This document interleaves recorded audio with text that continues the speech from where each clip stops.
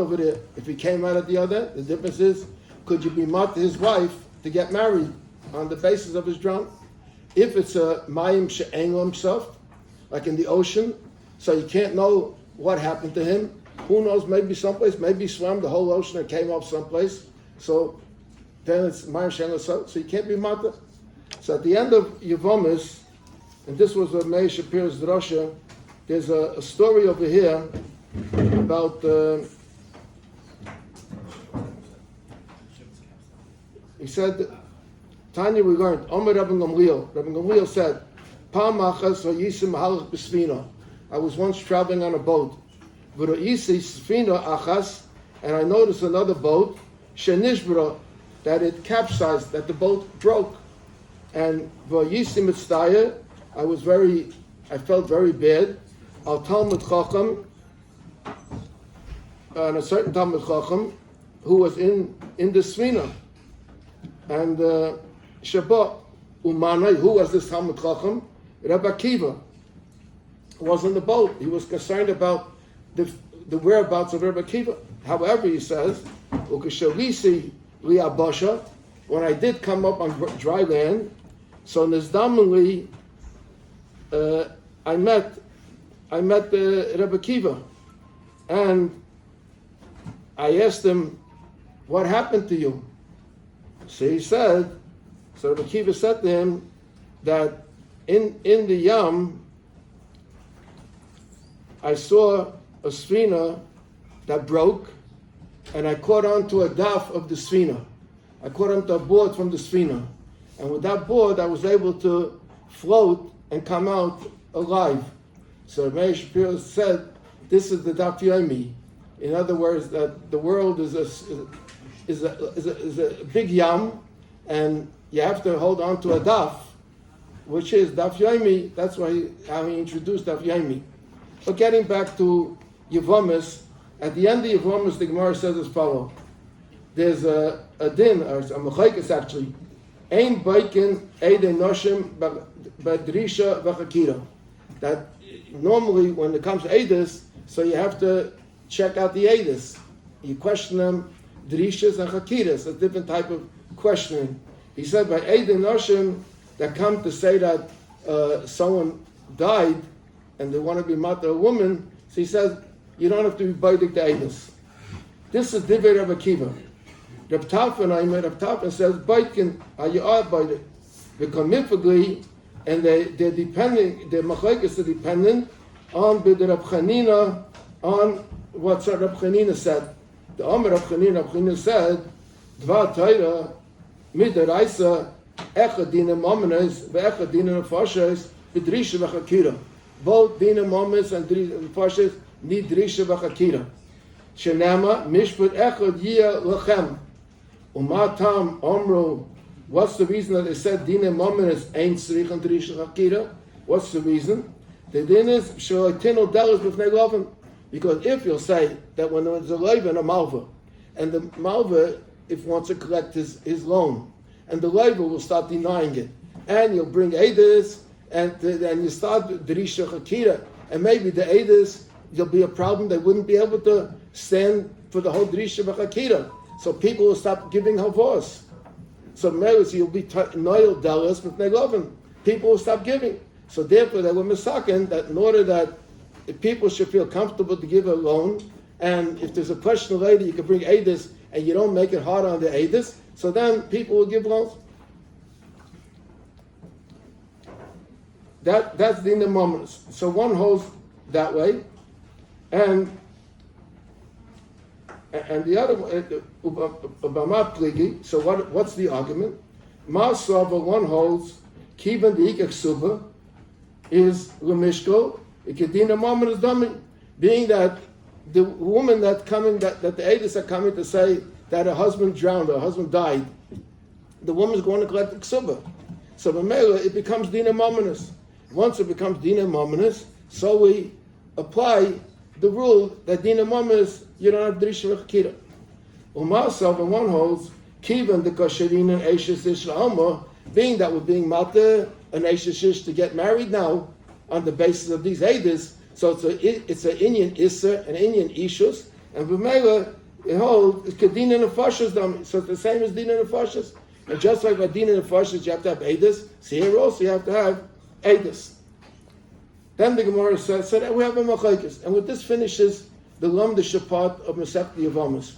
Then the Gemara says the next line, Amar Rabbi Elazar, Amar Rabbi Chanina, Talmid HaChachamim Ma'abim Shalom Ba'olam, Shenema B'chol B'nayach Libud Hashem, V'Rav Shloim B'noyach. With this end, this is the question is, what has this got to do with the end of Masechta Yevamos?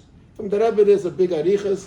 I'm not going to go into that, and I see that someone said already a Siyum or a Masechta Yevamos, so maybe he said over from the Rebbe, but I'll tell you some thoughts about this Gemara. First of all, the Gemara is saying that by this case, by Isha, so it's like Dina Mominus. What is the reason by Dina Mominus? The reason is because there's a ksuba. That's the Dina Mominus. So the Rashba and the Ramban, they ask a kasha. The kasha they ask is, Ha tainach, if it's in the Surah. But if it's an Arusa, by an Arusa there's no ksuba. So what's the heter by an Arusa that you shouldn't have Drisha B'Chakira? As I frag the Rashba and the Ramban in Yevamos. The Rashba and the Ramban both answer that it would be a joke, a chuchatchula, if we would say that by Nesua you don't need Drisha B'Chakira, and by Arusa you do need Drisha B'Chakira. That would be a joke. Okay, that's what they answer. Then they ask a question. The whole reason that we're saying that it's like Dina Mominus is because of the Ksuba. And what's the reason by Dina Mominus? The reason because no one will want to give a loan. That doesn't apply by marriage. Because the Gemara says that Yaisa Misha Ish Reitzla Kaddish, but Isha Reitza Linosei. That the woman has more desire to get married than the man even. Because the Gemara says, Tavla Mesav Tamdu, Mila Mesav Amalei. It's better to be two together than to be alone. If that's the case, so what's the problem? By Dina Mominus was the question of Tino Dallas with Negovin. But over there, you don't make it difficult. But over here, why not make it difficult? Nothing to be afraid of. So these two kashas, you can answer the following. We have a din, by Ksuba Sisha, when she has to collect the Ksuba, we have a din that Ksuba Sisha Biziburius. Even though a Balchayv is Babaininus, a Ksuba Sisha is a Biziburius. Why is Ksuba Sisha Biziburius? Because it's the same reason, because she wants to get married. So she yields, and she gives up, and she's masking the good. When do we say the Indian of Tabu Mesav Tandu, Mesav Amalei, when she's going to get at least, she's going to get something at least. But if she gets nothing in the marriage, like in the case of an Arusa, if she gets nothing in the marriage, she wouldn't want to get married. Then it doesn't apply the Indian of Tabu Mesav Tandu, Mesav Amalei. Also, you could say, this shayla, if an Arusa gets a ksuba or not, is really dependent on the shayla if ksuba is the Rais or ksuba is the Rabbanon. That's a machlokes in the Gemara. Is ksuba a takana that the Chachamim made, or is ksuba a din Torah? If we hold ksuba is a takana that the Rabbanon made, so then you could say they made the takana only for Nisuyin, and they didn't make the takana for Edison. But if you say that ksuba is midaraisa, the Torah made the chiyuv, then there shouldn't be a difference between ksuba and between Edison and Nisuyin. Over here, the Mandi Omer that says that you don't need Drisha Akira, we just learned over here that, who is that? That's Divrei Rabbi Kiva. So the question is, how does Rabbi Kiva hold? Does Rabbi Kiva hold the Ksuba Deraisa, or does he hold the Ksuba Derabanan? So there's a Feidish Shirayah from a Mishnah that Rabbi Kiva holds the Ksuba Deraisa. What's Shirayah from the Mishnah? There's a Mishnah in Yevmot that says as follows. If somebody Kiddush Achas Lichamesh Nashim, somebody was Mekadosh one of 5 women, and he doesn't know which one. And what happens over here? Then you call Achas Oimeres, each one says, Oisi Kiddush. Each one says she was the one. So sagt the Mishnah Zeh, Noisen get l'chol achas v'achas.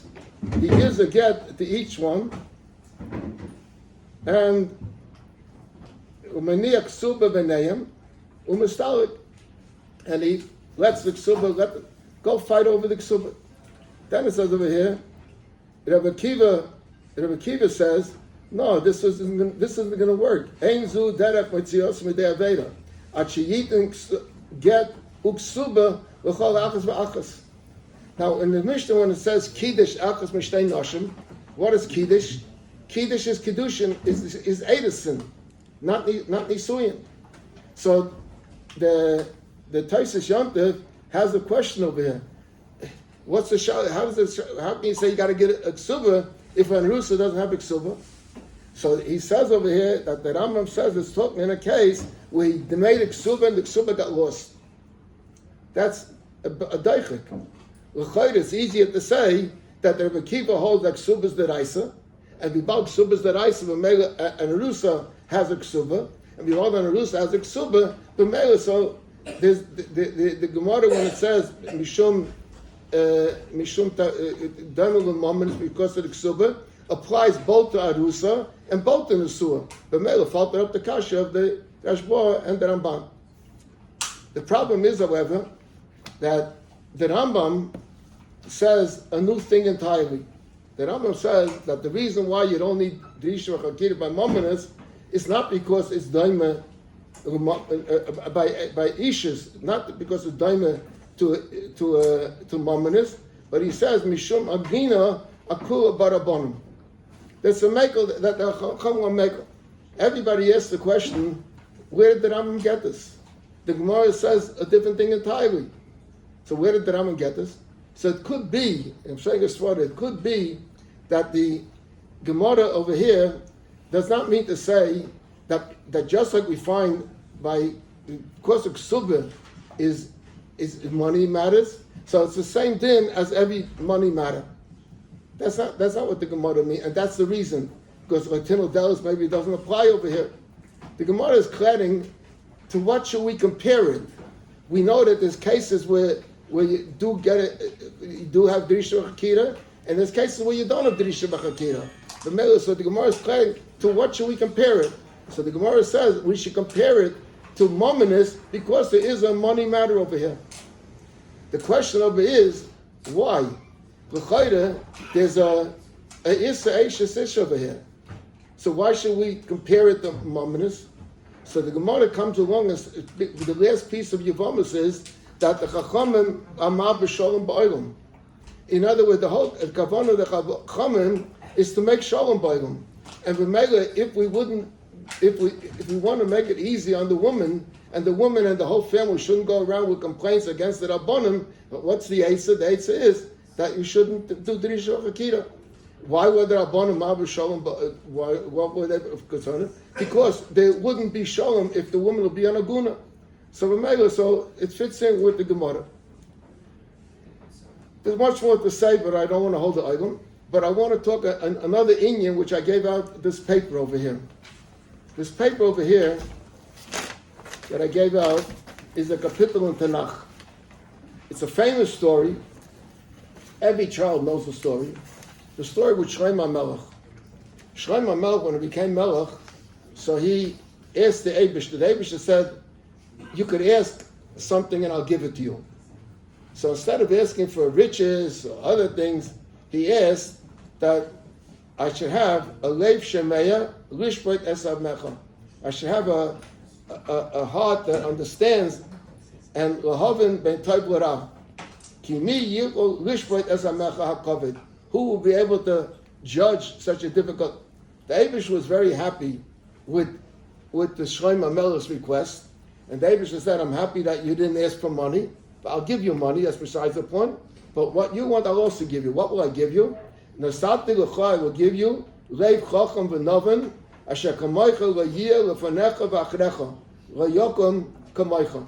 I'll make you like we always say the expression chacham mikol adam." Right after this story over here of the Eibush making a deal with Shlomo Melech and giving him a bracha, right after this it says, Oz then right then, there came two women. And the two women were not the most prominent women in the town. They were Noshim Zaynes. And one says to the king, you know, Adoni HaMelech, we live together in one house. Two women came. We lived together in one house. And we both gave birth to a child. And I gave birth and she gave birth. And on the third day of our birth, and there's no one else in the house except the two of us, this lady's son died. And she points to the lady and said, this lady's son died. And you know what she did? She took my son, who was alive, and she put her dead son next to me. And she claims that the dead son is my son, and hers is the live son. That's what they came with a story to Shlomo HaMelech. So, it says over here, going further in the story, she says, in the morning I got up, I wanted to nurse my child, and I see he's dead. And I look around and I say, hey, you know, this is not my child. I recognize he's not my child. And the other one's screaming, no. It's my child, and my child's the live child, and your child's the one that's dead. Comes along Shlomo HaMelech, the greatest Chacham. Everyone knows the story, but I'll just repeat it. Comes along Shlomo HaMelech, the greatest Chacham, and he says, you know what? I have a solution. My solution is, get me a sword, and we'll cut up the child. Bring me a sword. And they brought the sword to the king. So what happened? So it says here as follows. Let me read the word. The king said, Gizru es hamelech achai l'shnayim. Let's cut the live son into two. Utni es hachetzi l'achas, es hachetzi l'achas. Give one half and one half. Settle. Like you go to the din title, you make a pshara. You want 100,000, and one wants to give you nothing. So the Rav says, give him $50. So Shlomo HaMelech came up with a wonderful idea. So what happened? So the one lady said to listen to the pasuk. V'tayma ha'isha asher b'no hachai, the woman who was the mother of the live son, said to the king, Ki nichmu rachma al b'no, Pashtat she had achmona, she felt bad. V'tayma, she said, Bi adaini, tinula es ha'yeled achai, give her the live son. Give it to her. Finish it. I'm not going to fight with you. No. Then goes on the other one. The Zaisa matters. The other one didn't say give her, right? The other one didn't say. The other one said, you know what? Well, I know. Gizru, cut him up. So then the pasuk says, Vayan hamelech vayayma, tenula es hayeled hachai, give her the live son. Everyone that learns this pasuk learns that Shlomo HaMelech said to the mother that didn't want to be cut up. He said, give her the live son. And then he completes and says, he imay. He is the mother. She is the mother. So the pasuk concludes by saying that the world heard this great judgment from Shlomo HaMelech, and they were greatly impressed, and Shlomo HaMelech was declared the wisest person. The Ma'aseh says, you know, this story, l'chayra, in a camp for night activities, would be a very good story. It would fit very good. But to say that Shlomo HaMelech is the greatest chacham is far to understand that. I don't understand at all. Comes two ladies, and the two ladies come with a story. Each one time is it's my son, right? And then later, Shlomo HaMelech offers them to cut up the sons, which doesn't make sense. What kind of offers that to cut up the son, to kill the son? You cut up the son, you cut him in half, so its problem will be solved. And then he says, give it to this mother. L'chayra, if I was there, not Shlomo HaMelech, I would look at these two women, and I would say to myself, one of these women is a nice woman, and the other's crazy. Here she's fighting for a son. Why she's fighting? Well, she wants a son. And here the king makes an offer that I'll give you a half of a son. So what's the difference if you have a whole dead son or a half a dead son? What's she walking away with? So I would say that this woman is crazy and she's a vicious person. How could you trust her with a child? Then the question is, in the pasuk it says, "Vatayma isha asher b'na achai ki nichmeru rachma al b'na." So what did she say? Did she say anything? Then it said, "Vatayma." She said, "Bi'adayni tenun ra hayalad." Why two times she's Vatayma? What did she say the first time? Then at the end it says, he said, "Give her the child," and v'hi ima. He should have said shehi ima, because she is the mother. V'hi ima is not the way to say it. So Rashi is bothered by this question in Tanakh. And Rashi comes up, if you notice on the bottom of the page, I quoted over there a Rashi, that, I don't have it on my paper. Oh yeah, that Rashi says that the words v'hi ima wasn't said by Shlomo Melech. It was said by Baskol Haifia, v'amra hi imay. So the Baskol approved what Shlomo Melech did. But I'm sorry, I don't know, maybe you're going home very impressed with the story. I'm not impressed at all with the story. To me, it doesn't make sense. Come to a woman. Now another thing. It turns out that this lady, according to Shlomo's psak, this lady is a vicious lady, and she kidnapped a child. What punishment did she get for that? There's no story here of any punishment that she got. They walk away, that she doesn't get the child, and the other one gets the child, and the story is finished. Where's the punishment for such a thing? Taking away someone's live child and claiming it's your child, that's called kidnapping. And that's a very serious crime. Where was the punishment? So vice versa, that the pshat in the story is entirely different.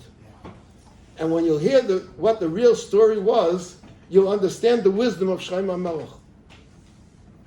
What was the thing of it? Shlomo Melech, when he has these two women standing there, and each one is screaming, "This is my son and this is my son," and then Shlomo Melech makes an offer. So Shlomo Melech says to himself, "I don't understand what's happening here. I don't understand this." The woman came saying it's her son because she lost a dead son, and she's ready to settle for a dead son.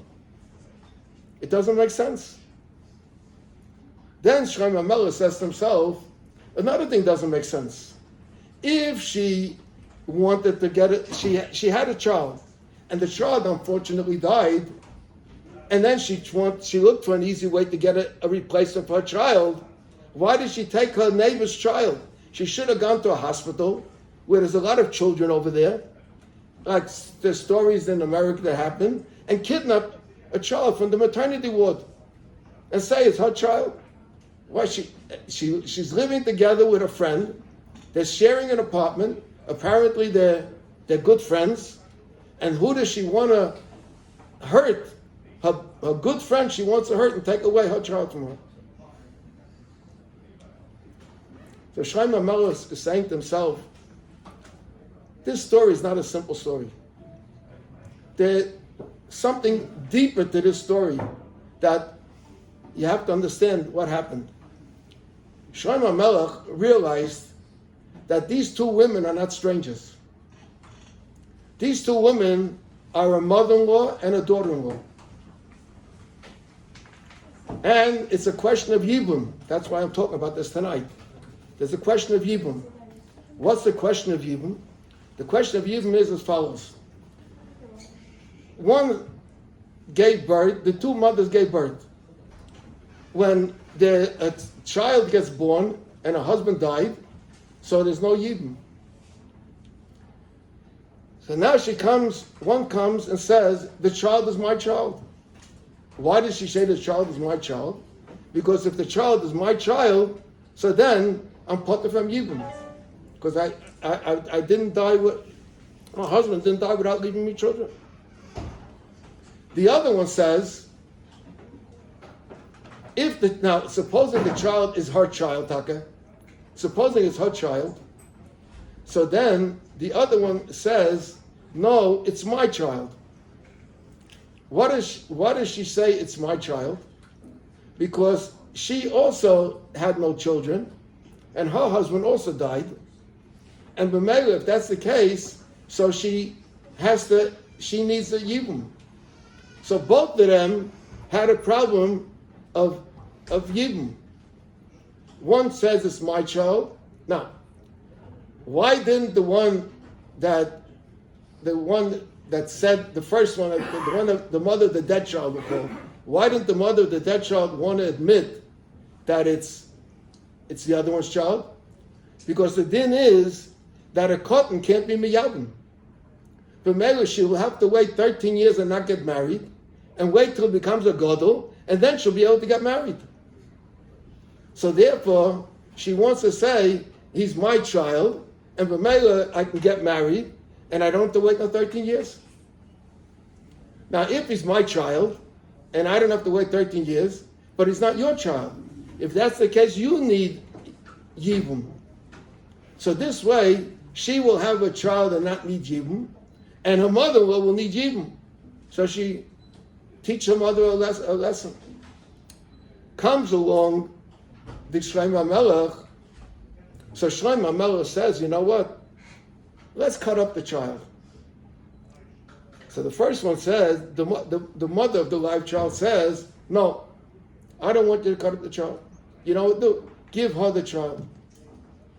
If you give her the child, so she'll have the child, let her do whatever she wants.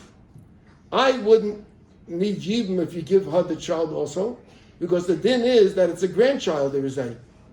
If it's a grandchild, the din is ayin aleh, that if there's grandchildren, you also don't need yibum. So she says, you know what? I wouldn't have the child, give her the child, and let her hold the child. Comes along the mother of the dead child, and she says no. Because she knew that it's not really true what she's saying. So she says, cut up the child. Why she said cut up the child? Because if you cut up the child, that the mother-in-law didn't have a child. If the mother-in-law didn't have a child, so she's parted from Yibum because there's no Yavam. So therefore she says, cut up the child, and b'meila, I will not need Yibum because there's no Yavam. The Yavam is cut, is dead. B'meila, I will not need Yibum. And she, let her have Yibum. I don't care. This is what Shlomo HaMelech heard. So now, let's go back to the Psukim. Now you look at the Psukim. The Psukim says as follows. Vayem HaMelech, the king said, Chuli cherev, bring me a sword.